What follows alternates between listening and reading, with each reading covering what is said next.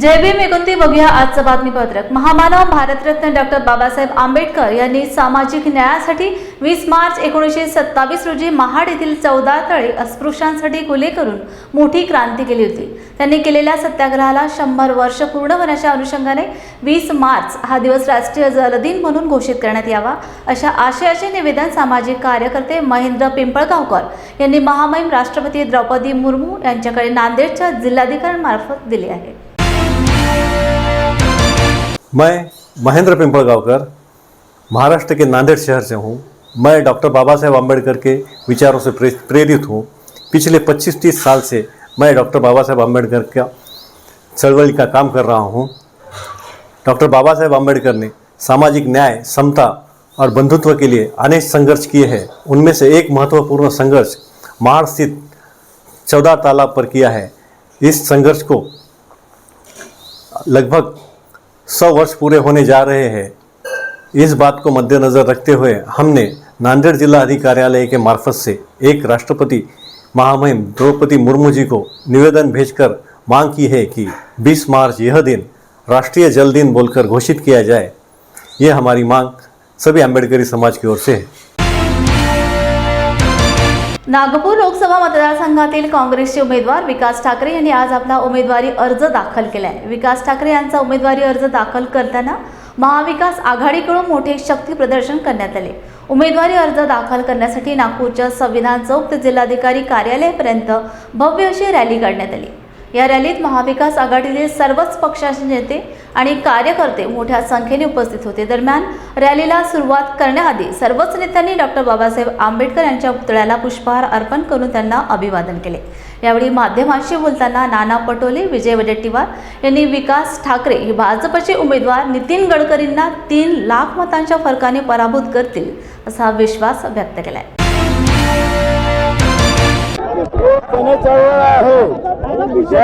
इथं आलेले कार्यकर्ते आपण पाहतो, सामान्य जनता इथं आलेली आहे आणि आपण विदर्भामध्ये या 5 जागांच्या निवडणुका पहिल्या फेजमध्ये होतात आहेत। या 5ही फेजच्या जागा काँग्रेस महाविकास आघाडी जिंकेल।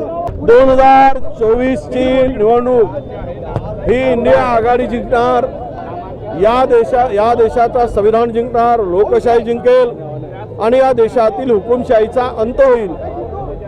आणि म्हणूनच नागपूरची जागा सुद्धा काँग्रेस प्रचंड बहुमताने जिंकेल आणि काँग्रेसचा गड काही वेळेसाठी थोडासा ढासळला म्हणून म्हणण्यापेक्षा थोडासा लोकांनी बदल परिवर्तन केला होता, पण लोकांना अजूनही या नागपूरचा गड काँग्रेसचा प्रचंड ताकदीनं काँग्रेससाठी, इंडिया आघाडीसाठी 1 नंबरचा असेल विजयामध्ये, हा मला पूर्ण विश्वास आहे।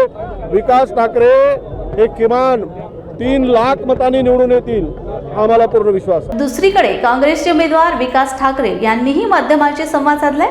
यावेळी विकास ठाकरे म्हणाले की नागपूर हा काँग्रेसचा बालेकिल्ला म्हणून ओळखला जातो।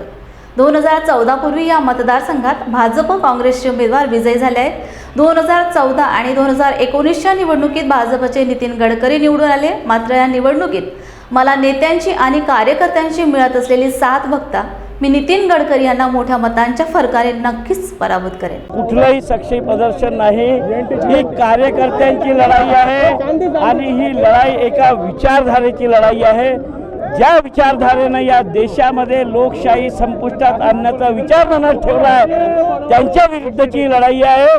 आणि या नागपुरातली जनता, प्रत्येक पार्टीचा माणूस आणि सामान्य माणूस ही लढाई लढणार आहे।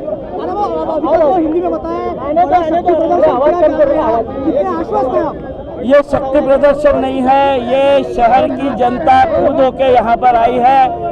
जनता के दिल में रोष है, जिन्हें 10 साल हमने पार्टी चलाने दी थी और वो पार्टी अपोजिशन को खत्म करने के लिए, लोकशाही खत्म करने के लिए अपोजिशन वाला मजबूत होने ना दे, इसलिए उसे जेल में डाल के किसी के सरकार तोड़कर जो सरकार चलाना चाहती है उसके विरोध में यह आज प्रदर्शन हो रहा है। जनता का जो संविधान बदलने की बात करते हैं उनका विरोध करने के लिए लोग यहाँ पर आए हुए हैं।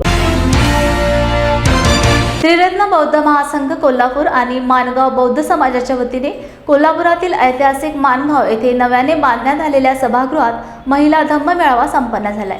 छत्रपती शाहू महाराज यांनी 104 वर्षापूर्वी अस्पृश्यांची परिषद घेतली होती। या पार्श्वभूमीवर ही परिषद घेण्यात आली। पुण्यातील धम्मचारी अभयाज्योती व सांगली येथील डॉक्टर दीपाली श्रावस्ती यांनी डॉक्टर बाबासाहेब आंबेडकर आणि महिलांचे योगदान, बौद्ध धम्म आणि आरोग्य याविषयी महिलांना मार्गदर्शन केले।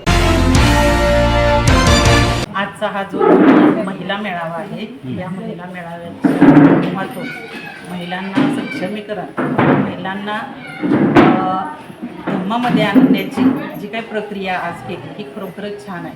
कारण का तर आजच्या महिला ह्या पूर्ण भौतिक सुविधांमध्ये गुंतलेल्या आहेत, तर त्यांना धम्माच्या वाटेवर आणण्याची जबाबदारी ह्या मेळाव्यानं केलेली आहे। आणि म्हणूनच हा मेळावा मला अतिशय चांगला वाटला आणि असेच मेळावे वरचेवर घेऊन महिलांचं प्रबोधन करणं आजच्या वेळेत किंवा आजची गरज आहे आणि ही आपण करण्याची जबाबदारी सर्वांनी घ्यावी, एवढीच मी आजच्या आज या धम्म मेळाव्याच्या निमित्तानं मला एवढंच सांगायचं वाटतं, महिलांनी शिक्षण तर घेतलेलं आहे, महिलांकडे विचार आहे, पण ते फक्त आपल्या ॲक्शनमध्ये आणण्याची गरज आहे।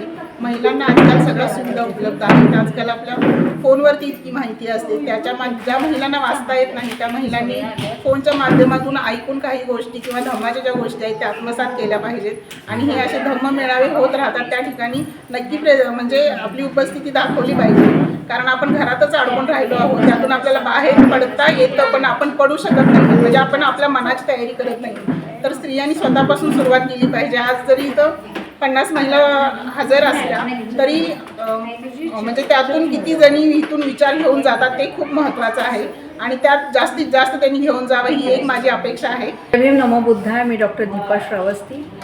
आज माणगाव इथं त्रिरत्न बौद्ध महासंघ आणि बौद्ध समाज माणगाव यांच्या वतीनं माणगाव या ऐतिहासिक अशा भूमीमध्ये महिलांचा एक धम्म मेळावा आयोजित करण्यात आला।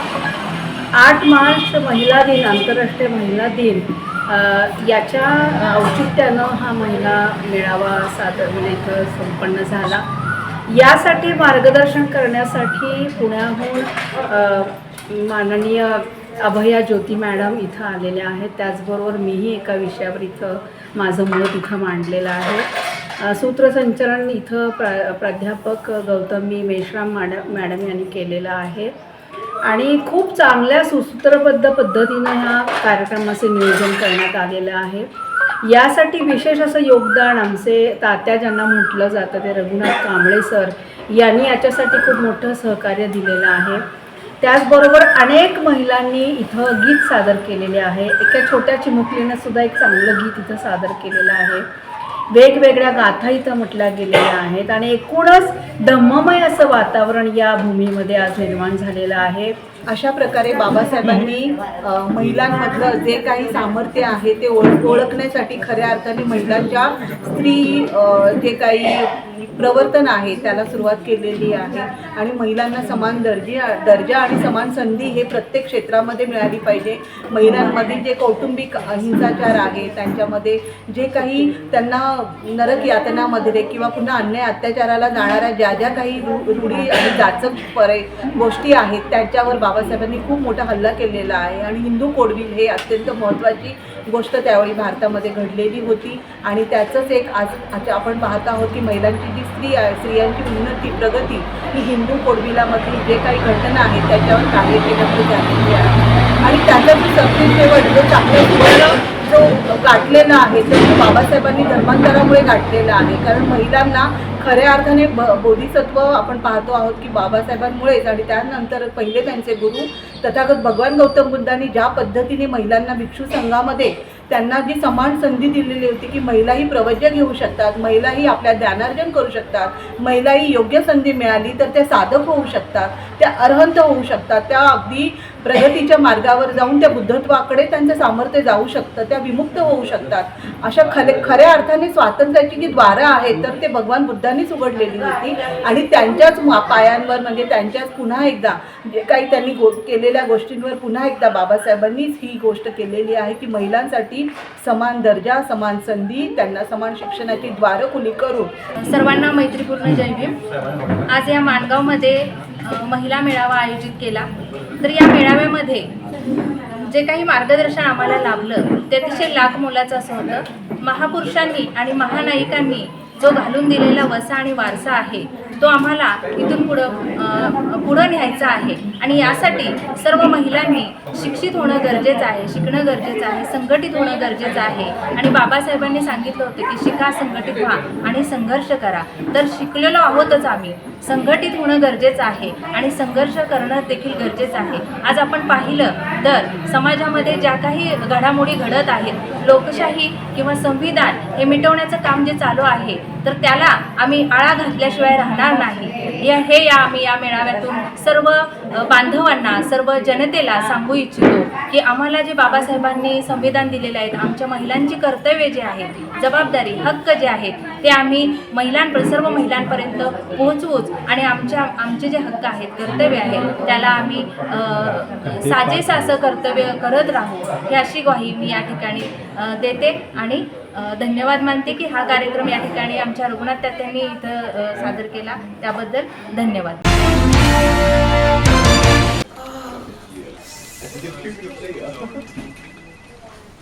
बॉस ने मीटिंग बुलाई.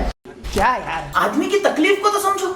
बाहर बाहर उठो बैठो. जनाब, तकलीफ उठने बैठने की नहीं, तकलीफ बवासीर की है. बवासीर, फिशर, भगंदर, पाइलोनियल साइंस का आयुर्वेद तथा आधुनिक लेजर से उपचार. अभ्युदय पाइल्स लेजर हॉस्पिटल, लोहार समाज भवन के पीछे, महापुष्प सोसाइटी, शताब्दी नगर चौक से मनीष नगर रोड, नागपुर. कॉल और विजिट करें www.pilesfistulacure.com. हुआ बहू? माँ, पाइल्स की बहुत तकलीफ हो रही है. तो तुम गुदरोग सर्जन के पास क्यों नहीं गई? देखो, जैसे हार्ट के लिए हार्ट स्पेशलिस्ट, ब्रेन के लिए ब्रेन स्पेशलिस्ट, तो पाइल्स के लिए पाइल्स स्पेशलिस्ट क्यों नहीं? स्त्री हो या पुरुष, टॉयलेट में तकलीफ केवल पाइल्स ही नहीं और भी कई प्रकार के गुदरोग तथा कैंसर भी हो सकता है. इसीलिए इसकी प्रत्यक्ष जांच जरूरी है. ठीक है माँ, पर जांच के लिए हम जाएंगे कहाँ? वही काले आयुर्वेदिक पाइल्स हॉस्पिटल में. लेकिन माँ, प्रेगनेंसी में पाइल्स की दवाइयाँ?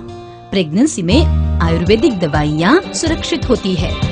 जनहित में जारी. काले आयुर्वेदिक पाइल्स हॉस्पिटल, औषधि चिकित्सा तथा सर्जरी ट्रीटमेंट उपलब्ध. हमारा पता उमरेड रोड, दिघौरी बस स्टॉप के पास, नागपुर. अधिक जानकारी के लिए वेबसाइट पर जाएं kalepileshospital.com.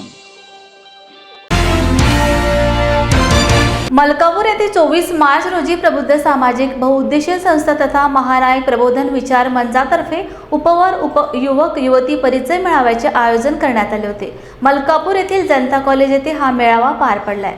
समतेचे निळे वादळ या सामाजिक संस्थेचे संस्थापक अध्यक्ष अशांतबाई वानखेडे यांच्या मार्गदर्शनात हा मेळावा घेण्यात आला होता.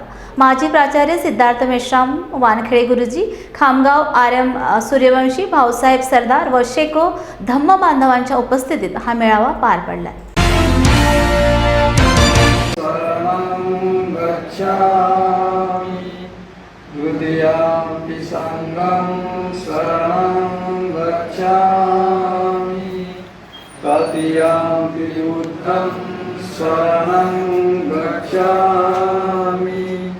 तदीयम्पि धम्मं शरणं गच्छामि तदीयम्पि संघं शरणं गच्छामि. अनेक मतं, अनेक विचार, एक मोठा विचार या ठिकाणी बऱ्याचदा मांडला जातो किंवा अतिशय म्हणजे जास्त वय वाढण्याच्या अगोदर मुलाचं आणि मुलीचं लग्न उरकून घेतलं पाहिजे. मी खऱ्या अर्थानं विचार करतो आहे की आपण पोरगा 12वी झाला, मॅट्रिक झाला, म्हणजे मला आठवते आहे की बाप खांद्यावर गमछा टाकायचा आणि मुलगा मुलगी पाहायला शोधायला निघायचा. किंवा मुलगी 10वी 12वी झाली की आजही समाज व्यवस्थेमध्ये मुलामुलीचे विवाह लवकर व्हावेत म्हणून यासाठी प्रयत्न केला जातो. मुद्दा असा आहे, त्यासाठी भारताच्या संविधानामध्ये बऱ्याचशा गोष्टी भारताच्या संविधानामध्ये बाबासाहेब आंबेडकरांनी नमूद केलेल्या आहेत की मुलाचं विवाहाचं वय किती असावं आणि त्याहीपेक्षा विवाह करू देत असताना जोपर्यंत मुलगा त्याच्या पायावर उभा होत नाही, आपल्याला म्हणजे त्याचा संसार, आपल्या मुलाचा आपल्या मुलीचा संसार जर नीटनेटका चालावा असं वाटत असेल, माझं असं व्यक्तिगत मत आहे पण ठाम मत आहे की तो त्याच्या पायावर उभा असण्याची कुवत त्याच्यामध्ये असली पाहिजे. अन्यथा बाप विवाह करून देतोय, मुद्दाच्या धम्मावर पुढे आपल्याला मार्गक्रमण करायचं असेल तर सर्वप्रथम आपण शील संपन्न असलो पाहिजे आणि त्या शिलाचरणामध्ये विवाह हा संस्कार अत्यंत निगडित आहे, त्याच्याशी संबंधित आहे. अलीकडे आपण वर्तमानपत्रातून रोज बातमी वाचतो, अमुक अमुक युवती अमुक ठिकाणावरून बेपत्ता. ह्या वृत्तांना आता ऊत आलेला आहे. मग याचा अर्थ असा आहे का की आई वडील आपल्या मुलांकडे मुलींकडे लक्ष देत नाही, त्यांना शील शिकवत नाही, त्यांना संस्कारित बनवत नाही. पण समथिंग इज गोइंग रॉंग. काहीतरी समाजामध्ये चुकीचं घडत आहे आणि म्हणून अशा प्रकारचे बातम्या वर्तमानपत्रातून आपल्याला वाचायला मिळत आहेत. मग एका विशिष्ट वयामध्ये जे संविधानानं आता सर बोलले फार चांगली, त्यांनी त्याची लिंक लागली ते बोलत राहावे असं मला वाटत होतं, पण त्याला कारण मीच आहो की त्यांनी आवर्त घेतलं. तेव्हा अशा या परिस्थितीमध्ये संस्कारक्षम पिढी जर आपण घडवली नाही तर मग धम्मा मार्ग प्रशस्त होणार नाही. याच्यासाठी संस्कारांकडे लक्ष देणं हे अत्यंत गरजेचं आहे. आज ही आपली कनेक्टिव्हिटी आहे, आपल्यामध्ये साधारणतः संवादाचा कार्यक्रम संपत चाललेला आहे, पण उल्हास शेगवकार यांनी या निमित्ताने का होईना एकमेकांना समाज बांधव म्हणून या ठिकाणी जवळ आणण्याचा कार्यक्रम सुरू ठेवलेला आहे. कोल्हापूर येथील ऐतिहासिक माणगाव येथे भारतीय बौद्ध महासभेच्या वतीने धम्म परिषद संपन्न झाली. या कार्यक्रमाचे प्रमुख पाहुणे म्हणून भारतीय बौद्ध महासभेचे कार्याध्यक्ष भीमराव आंबेडकर यांनी उपस्थितांना मार्गदर्शन केले. छत्रपती शाहू महाराज यांनी 104 वर्षापूर्वी इथे अस्पृश्यांची परिषद घेतली होती. या परिषदेमध्ये शाहू महाराज यांनी डॉक्टर बाबासाहेब आंबेडकर यांच्याबद्दल गौरव उद्गार काढले होते. प्रत्येकाने आपले गटतट आणि राजकारण सोडून बौद्ध धम्मात एकीने काम केले तरच हा धम्म वाढेल असे म्हणत त्यांनी आपली नाराजी बोलून दाखवली.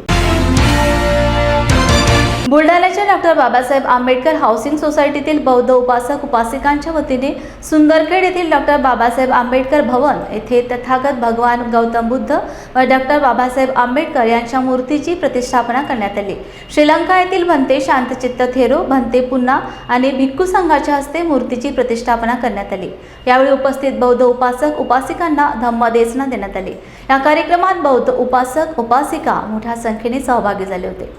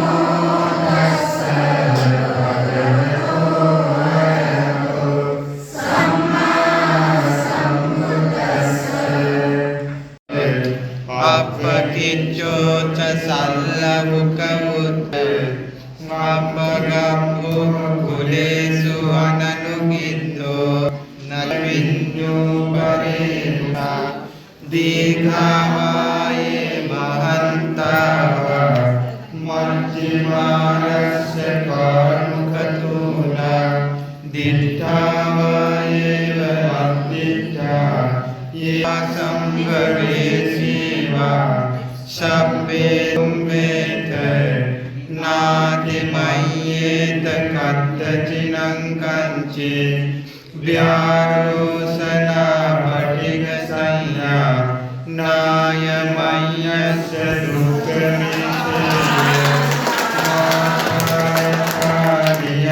कुतं आयु सर्वदेवता सर्वधर्मानुभावेन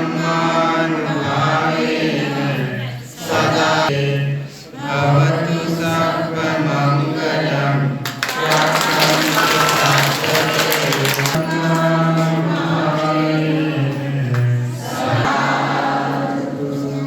डॉक्टर बाबासाहेब आंबेडकर तार कॉलनी येथील भवनामध्ये आज तथागत भगवान गौतम बुद्ध व डॉक्टर बाबासाहेब आंबेडकर यांच्या प्रतिमेची प्रतिष्ठापना या ठिकाणी करण्यात आलेली आहे।